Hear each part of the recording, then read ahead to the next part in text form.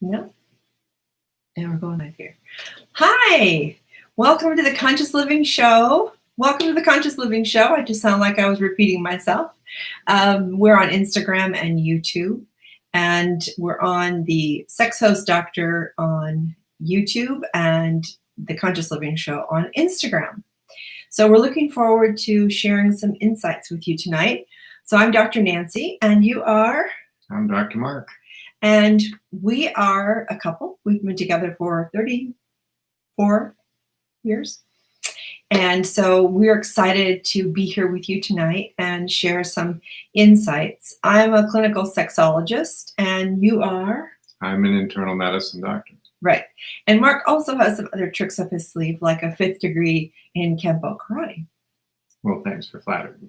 Yeah, well, you're my protector. So of course, you've taught me a few things that I've used to protect myself a time or two. I think you've used the Kempo more than I have. Probably. That's funny. Which is another topic that we should have at some point in time about self-defense. But we are going to talk a little bit about self-defense today. We are. The very first thing we have to agree upon is the coronavirus is real.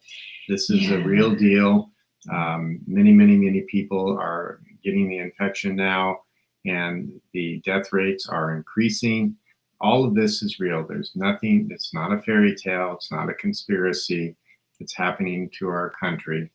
And unfortunately, it's escalating just before the vaccine's available. So we wanted to kind of give you some insights about at least how we feel about the coronavirus and how to move forward in this environment. Well, I think what we're seeing right now is the after effects of Thanksgiving, and what we saw a couple of weeks ago were the after effects from Halloween.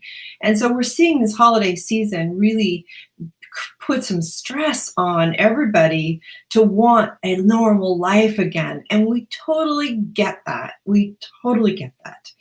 However, we're seeing the after effects. They're real. The hospitals are filling up in every state across this country. And so when you start to see the ICUs filling up and the death rate go up, I mean, I don't even know how we can wrap our heads around the number of people that are dying every day now. Well, in our community, we had 1 or 2 people in the hospital, then 4 or 5, and now we're up to about 50 on a regular basis with 10 people in the intensive care unit. Right. And I think it's going to probably double before it starts to taper off. So again, this is very real and very serious. Yeah. And so a lot of people say, well, it's just the flu, or people are dying of other things, and it's not that big of a deal. So we gathered a little data from 2018, because 2019 and 2020 data isn't available yet through the CDC. So we just have some comparisons just to kind of give you something to relate the numbers for COVID to. So let's just go through some of these. And you can, these are from 2018, so there was no coronavirus impact on these numbers at this time. Right. This is all prior things. And we're all familiar with the current rates. You can see them on World Meter at Johns Hopkins site. But 1,800 people die each day of heart disease, 1,600 of cancer, 457 in avoidable accidents like car accidents, 336 die of COPD or lung disease, 404 a day of strokes, 232 of diabetes. I was a little surprised that was on the lower side for as serious as it is. And unfortunately, probably living with diabetes is harder, especially the complications. 161 average of influenza. Now, obviously, we have many more during the winter and hardly any in the summer, but it averages 161, and 130 a day of suicide. All of these things are very serious, and when you add them all up, it's significant, but it does put in perspective the impact that COVID-19 infections are having in our population. And I think they're going to continue to go up before they go down. Unfortunately, the vaccine is almost ready to go. but it has to be produced in larger quantities. And of course, you hear every day about how hard it is to get it out to each and every one. And of course, the skeptical people, in terms of being able or willing to have it. All of those things will impact us going forward. And the reason that we're giving you this information isn't to scare you, isn't to make you feel bad about your decisions. We really want you to feel empowered, because I know a lot of you are already having these conversations with your friends and family, trying to explain your reasons for the decisions that you're making. And so I think if you're armed with some data that's not disputable, then at least it allows you to have a conversation with people that's meaningful and that can get your point across as to why you're being protective. But we want to give you some strategies tonight on how to have healthy, happy holidays, and even perhaps have some time with your families, but do it as safely as possible. It's kind of like with sex, and I'll always bring everything back to sex because that's just what I do. But when we talk about using condoms or making sure you're getting tested, all of these things, it's really the same in that you're doing everything you can to protect yourself from getting or giving an illness to somebody else. And so we really want to just kind of balance that out and look to see what is your risk benefit ratio for whatever it is, the decision you're going to make. Because I can tell you right now, there's a lot of people that are wishing they hadn't gone home for Thanksgiving. Right. It doesn't take long to hear a story of somebody that's infected somebody in their family. No. And you are going to definitely feel that responsibility. So you have to make sure as you move forward that you're okay and that you have a mutual agreement with anybody that you're going to have contact with, that I understand if you give it to me and if I give it to you, that was just one of those things, because you can't, it cannot be zero. We accept these risks anytime we get in the car and drive with somebody. So we never say safe sex, we say safer sex. So we're just going to say you're going to have safer holidays, right? We try to have safer holidays. When is the next time we're going to have safer sex? Well, you and I always have safe sex. You didn't answer my question. Tonight, in an hour, in about 40 minutes. Okay, just All so right. it's safer. So just some of the things to consider. I'm just going to kind of go through my list real quick, and then if you have questions, please put them in the comments, and we'll try to get to your questions. And if we don't get to them, message us after the fact, either through Facebook, Instagram, my website, drnsp.com, or YouTube. So you want to assess your personal risk. I think that's really important. Are you in essential care? Are you an essential worker? Are you out in the public? Or are you isolated and not seeing anybody and ordering your groceries from, having them delivered and dropped at your front door? Are you around people that have COVID? Like if you're a medical provider, you're going to be more at risk because you're around people that have the illness. So understand that. And then your own risk is like, are you living with somebody who's high risk, who potentially could get critically ill if you were to accidentally bring home the disease to them? So are you really willing to risk yourself and the other people that you live with? Because that, it does spread through families like wildfire, we're finding out. And are you currently feeling strong and healthy? You'd be shocked to know how many people don't feel good, have a runny nose, have a headache, lost their sense of taste and smell, and they still go to work. It's like it's not clicking that those are all the symptoms of COVID, and yet they're still going to work. They still went to Thanksgiving. They still went on that hunting trip. I mean, the list goes on, and it's like we have this built-in denial mechanism that's really killing us. Well, I hear frequently them just saying that I had a cold. Right. And that is what the coronavirus is. It's a cold virus. Yeah. And so you have to smile a little bit. The testing is going way up. When we test at the clinic with people who have symptoms, now not asymptomatic people, because then the negatives come on. But if you test people who are symptomatic right now, 8 out of 10 tests are going to be positive. And those other 2 that tested negative probably are false tests, because Right. we're having, this is what is in our community. This is what is spreading around right now. We've seen a few streps and one flu, and that's it. So, it's overwhelmingly likely to be COVID if you become sick. So let yourself off the hook and just stay home. Well, I'm going to use somebody who's I would call him a warning. All right. And his name is Rudy Giuliani. And if you haven't heard of his name, I'm shocked. So Rudy Giuliani is traveling around the country in small spaces, not wearing a mask. And he tested negative two consecutive days. And then the third day, he tested positive.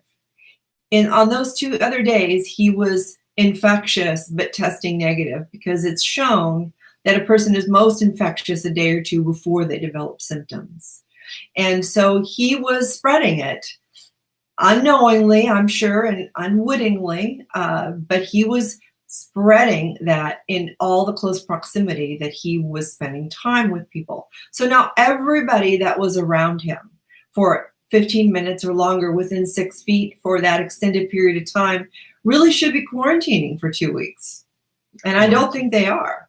Well, it's interesting. He was testing every day. They tested him. That's what the report was, that they tested him and then he tested positive. Well, 99.9% of us can't test every day, right, to know. Right. And that's the problem is that you have Thanksgiving dinner, and then over the next 3, 4, 5, 7 days, you don't know if you're spreading it or not unless you get tested. Yeah. If it's negative, well, that's kind of okay. That's better than positive. But then 3 or 4 more days, you get tested again. There's nothing that substitutes for just isolating yourself after you've had an exposure. But the negative tests are really difficult to know how to utilize that information. Well, in the quarantine person, they're basically not effective, and you can't test out of the quarantine period. And now, of course, they changed that as well. And you still have to go a significant length of time to make sure you're out of that zone. Early on, when we were testing, the whole point was to find the positives so that we could trace and try to nip it in the bud, so to speak. Yeah. But right now, with the number of cases, they can't trace. They can't make that many phone calls a day times 10 to all the other people that they had contact with. So we're way outside the realm of testing and tracing. So you can make an argument about how much testing is really valuable at this point in time.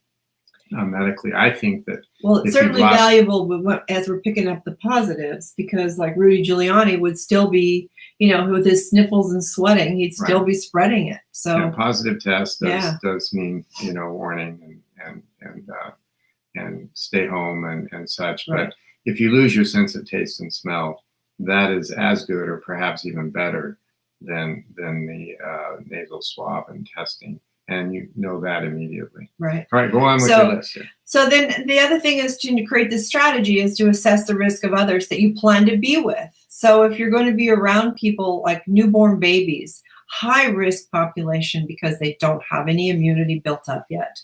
So that's a really risky arena. Elderly people that have any of the comorbidities. We mentioned, hypertension, obesity, diabetes, cancer, anything that's compromising their ability to fight off infection. There's an easy way to assess that. How? Just ask yourself how you would feel if you were responsible, if they were harmed by an infection that you brought to them, and that will slowly help you, kind of come to grips with the responsibility that you have with your plans. And anytime you're going to be around other people, you want to have some kind of a conversation with them about what is their current strategy. Are they out and about? Are they essential workers? Are they wearing masks? What are their beliefs about masks? And kind of assess where they are, because you might be going in fully armed with everything that you believe to be healthy and protective, and you might be stepping into a hornet's nest of people that aren't doing that at all. So you want to know that. And then have some advance agreements. What were you going to say? The hornet's nest? No, I was just laughing because you always talk about sex, and so I was just putting it Oh, kind of going back and jumping forth. into the orgy, right? Going back and forth with how would that sound if we were talking about sex? And, Yeah, we can always make it about you sex. know, it really is. Where have you been? What have you been doing? Who Who you've been with? What And- did you do with them? Did you wear any protection? Yeah. all Yeah. that stuff, So right. and to be honest with you, It's really safe. all of these contacts that spread illness, it is going to be the same concepts across the It board. is. And then have some advance agreements. And again, we could just put this right into the sexual category or the COVID category, but have advance agreements with people that you're going to be spending time with so that, you know, like we're gearing up to go spend some time with our kids this week. We've both been isolating for a week or more. They've been isolating. We're very conscious about how healthy we are. Mark's been testing. I'm not basically around anybody. So we're doing everything we can to gear up. And then when we're with them, we're going to kind of keep a distance. We're not going to be mowing on them, but we're going to do the best we can because everybody, we do understand that there's some emotional needs that have to be met here. And we don't want to have those emotional needs put us in a position where we're throwing all caution to the winds and putting everyone at risk. So again, it's like sex. Obviously sex is a healthy need and having healthy sex is great, but you don't want to really throw it all away because of one encounter.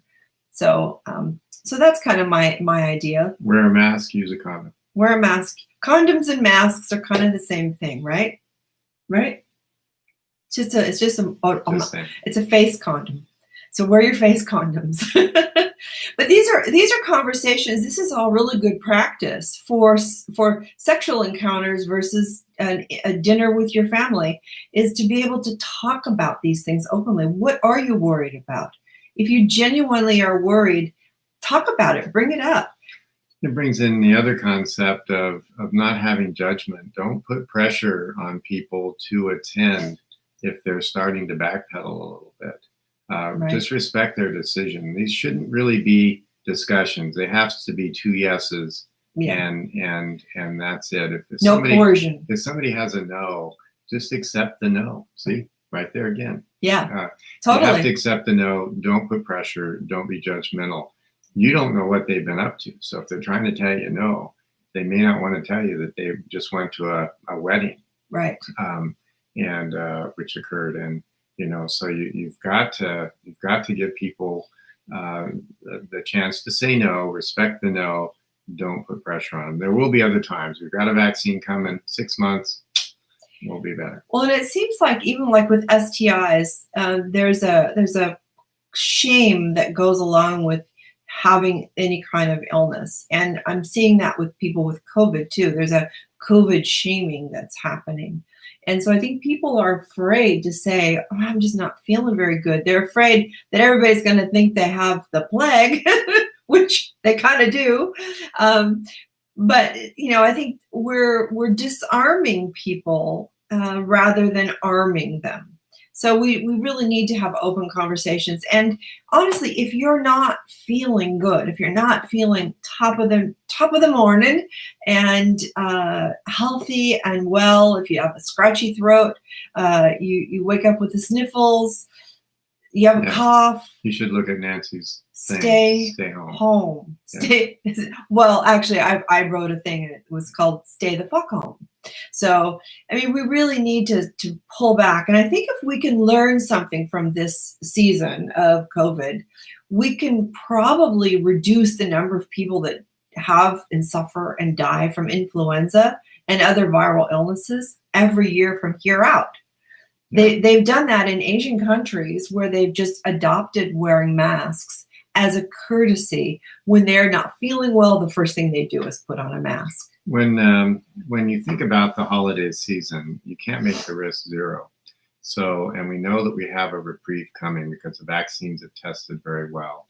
And herd immunity is building, unfortunately, with the number of people that are infected each day. So we do have an end in sight. And so you want to make it to the finish line. And unfortunately, a large number of people don't. And it is predominantly older people, but not exclusively older people. So, well, what's older? There's been a lot of 50-year-olds that are dying. right, so. Right. Yeah, the older people get younger every day. Isn't that the truth? So what I was going to say is it's simple math. If you had a great Thanksgiving, you had your family together, and you're recovering from that, if you have also a Christmas, you've just doubled your risk of having introduced COVID into your arena. There have been some interesting other math things too. And with the instance of COVID out there in the community now, if you have 10 people in a room, it's more than a 50% chance that one of them has COVID. Just 10 people. And that's where these numbers are not random numbers when they try to reduce the groups and the size of groups. Used to be 20 people, now it's 10. Maybe it's even smaller depending on the instance of COVID in your community. But it doesn't take too many people in the room at the same time to end up with an exposure. So maybe, for some people, maybe they have to stagger their visits, and not have everybody go to the same time. Now, the person who's the center of attraction is going to get exposed to everybody, but that would occur if they were having, if you were getting 10 people together as well. But if it's a parent that you may not, some people are saying, and legitimately so, my father's 94 years old. I don't know if there's going to be another year, So you add up those risks, you decide, and you go. But maybe you don't all need to be in the room at the same time with him. Yeah. Because then you're not only exposed to him, but you're exposed to the other people in the room. So if you have any questions or concerns or comments about that segment of our show tonight, please email me. You can email me at drnancy@drnsp.com. If you just want somebody to talk it through, like how to process this information for your own decisions, I'm happy to just listen to you and kind of help you look at the pros and cons. Nobody has the answer. And I think that's the hard part is, we'd all like to just have a pat answer. And obviously the most extreme measure would be for us all just to isolate and let this thing die out. But I'm not seeing that's going to happen. And especially we have people out there that have to work and function. So we have to run our society. Well, and I think people are saying, if I'm going to go to work every day and take a chance, then I'm going to have Thanksgiving and take a chance. But you have to also ask yourself, who are you exposing? Right. So and are you okay with that person being injured? And that we have to live with our choices, right? These are called consequences. Yeah. So we have to live with it. So I'd like to move on to the second segment of our show. And we're going to be talking about loving consciously. This is the Conscious Living Show, but it's also a show about loving consciously. And the holidays are a time that we can really get distracted and stressed, and especially this year, trying to figure all these things out. Maybe we have a difference of opinion with our partner about what we should and shouldn't do over the holidays.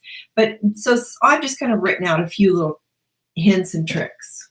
Go ahead. All right. Yeah. So I'm listening. One of the things that I recommend a lot, and Mark and I definitely practice, is when every day we think about what little thing can I do today to make the other person's day a little easier, a little better, a little brighter, whether it's make them laugh, whether it's to make the coffee for them, whether it's just to make sure that they have fresh clothes to wear, food in the fridge. I mean, whatever acts of service or your love language is, and their love language is, speak to them in their love language. And I've been doing some interesting counseling lately with couples about love languages. And it's easy to love other people in our own language. It takes more concerted effort to feel loved by them from their language. And that takes a little more consciousness. So that's part of the conscious loving practice that we teach. And so just a little something nice every day for your partner. Cut them some slack. Maybe that's all they ask, is that you don't guilt them for wanting to have an hour of time to sit and just veg out or go to exercise or nothing, just do nothing, you know. So that kind of thing. And the other is to create a new tradition of stealing away even an hour of time when the holidays start to get a little crazy. And Mark did this for me several years ago, and it was a challenge for me to steal myself away because it was Christmas Eve. We had a full house coming, you know, it was all the plans, but he just said, I just want an hour of your time.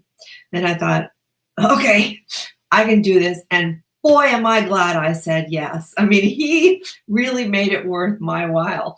And so it was just a very sweet, romantic gesture. He put a lot of energy into it, I have to say. But it doesn't have to be that complicated to be that wonderful, where you just are stealing away time. You put your technology away and you just sit and just have a conversation. Just embrace a little longer, just something that reconnects you. Well, and we did that the other day when we took time to set up our dinner table in a room without any screens. Normally we'll sit in front of the TV, listen to the news or something like that, but we gave each other full attention. And it was, even for us, it was a little eureka moment to that, you know, don't let these days slip away so quickly without having a little bit of time one-on-one with your best friend, your partner. Yeah, absolutely, definitely. You know, and yeah, just very important. And make sure that you're connecting a little bit in the morning and a little at night. You know, like my favorite times of day are those particular times because it's just you and I, and it's just us in that bed, and that's like our little sacred zone. And so just to feel his body when I can snuggle my You're all hearing it first right now. Cold butt right up next to him. Invitation. And then in the morning, you know, when you're warm and you snuggle, then those are just really precious times. So, you know, take advantage of those times. Just be conscious of them, and learn the heart hug. It's a really fun, enlivening, connecting way to hug your partner. And so you would stand facing each other, and you would take your left arm up, your left arm's up, right arm down, and then come toward each other, and then wrap your arms around so that you're heart to heart.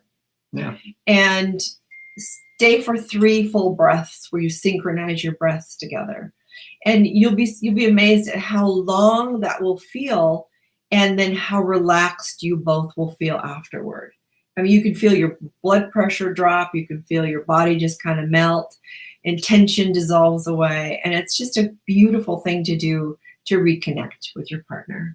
Absolutely. Yeah. Right. I mean, this is the person that you decided to live the rest of your life with. So, yeah, you know, think of that first time that you really were dying to be in their space, and you get to have it happen anytime you want. It's pretty cool. Yeah. All right. And then the other thing is to make a gift for each other that's something private and sensual. Whether it can be a love letter, it can be a massage, it can be just to turn on music in your bedroom and dance. It can be anything that you feel is kind of sexy and sensual. If you live in an area, like we have lakes nearby, so a picnic lunch, if it's sunny out one day, might be something special that you could give them a coupon for something like that. But to create something that's just a little bit private and that has a sexy or a sensual note to it, it can help you look forward to more time with each other. Not every time you do that will it work out as expected, but usually not. But it's something good will happen. Something, yeah, exactly. Something will happen. Sometimes our biggest disasters make us laugh so hard. You know, it's just one thing after another of unfortunate circumstances, and you just get laughing so hard. It's totally worth it. Yeah, totally. Yeah. Well, Mark committed to me years ago that was going to be his main job, was to make me crack up every day, and he's pretty good. Yeah, pretty good at it. Oh, mostly accidents. I don't think so. All right. So, is there anything else you'd like to add? for No, our I show? think We're that's trying to really keep good. these to about 30 minutes. You can make this holiday a little more intimate and safe. And everybody's struggling, but there are ways to kick it up a notch. And I'm really an advocate for, we may have to sacrifice a holiday or an experience this year so we get to have them next year and the following year and the following year. It's not there's not one holiday that's worth risking the life of one of your family members or your own. And we're also seeing it's not just the death rate from COVID, but the aftermath of illness that we're seeing from people that are months down the road. I just read a story yesterday of someone who had COVID last March, and they're still sick. They still aren't right. They're still having nerve issues, and they're still so fatigued they can barely function. And so this is affecting people long term. We don't have obviously the long range plan visualized yet, but based on how the last 9 or 10 months has gone, it takes its toll on people. They're not just well and over it. And don't believe the leaders that are getting this and saying that they're as good as new or better than new. That's not happening, but they're just not going to tell you the truth because they're so afraid to appear weak and vulnerable. And so just talk to people that have really experienced this and that have no dog in the race or horse in the race or whatever it's called. We've often taken really fun vacations, and we know from experience that if you say, gosh, that vacation that we did last year was so good, I want to do exactly the same thing again. And you know what? It isn't as good the second time when you try to do that. Mm-hmm. And we get kind of in these traditions, and I know they're important, and I certainly want to see my family. But when these things come up that kind of change us up a little bit, there can be some pretty neat serendipity, Mm-hmm. I mean, the second time we went to Europe, we laughed when we got off a bus, and it looked like I was going to have to carry the suitcases down 1,000 steps, I was just going to push mine down. Nancy was just going to throw hers down to see what was left at the bottom. But those kind of things, unpredictable. At first, they seem daunting, but you can laugh and you can survive and actually have a lot of fun. So get creative with your holidays. If you had a great Thanksgiving, think about just staying home and keeping it intimate with your partner. It's going to double your risk. It's not worth it. If you haven't seen someone for a long time, do it as safely as possible. Yeah. Be conscious. Where there's a conscious living show, be conscious of how you're approaching this. And we're fortunate we are able to alter our schedule. Some people can't get the time to do that. Be very careful. Yes, please. It's there are some things that are worth it and some things that aren't. And all I ask is that when you're pondering these decisions that you're going to make, that you really sit down and weigh it out and think, try to project yourself forward and think, all right, how would I feel if, and go through all the possibilities. And if you're okay with all the possibilities, you can live with yourself and it would be worth it, then the decision to make. And there certainly shouldn't be any shame or guilt or embarrassment about making the decisions that you're going to make. You just want to make them consciously so that you're not caught off guard, because regret is probably one of the worst things that we can suffer from. So this is just one way to avoid feeling regretful. We're almost done. So I just wanted to tease a little bit and say, well, when we first got together and with my little mathematical teasing, one of the things that I calculated out was how many times was I going to be able to have sex with this girl before I passed away?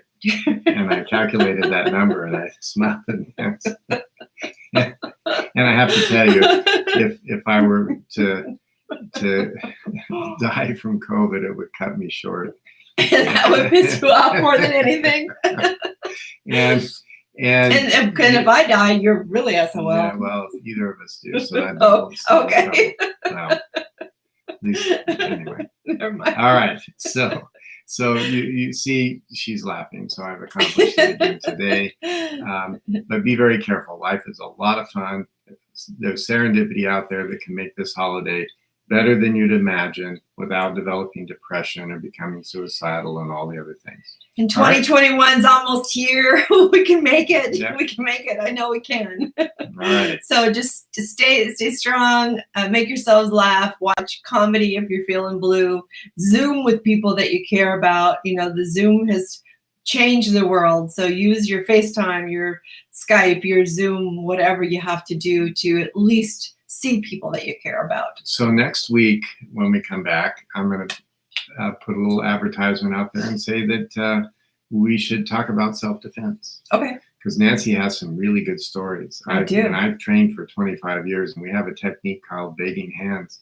I used it. Yeah. so let's somebody was begging. Let's talk about protecting yourself, which is kind of a corollary to what we just did today. Okay, right. That sounds good. Good night. All right, have a great evening and week, and we'll see you on the other side. Thanks for watching. Good night.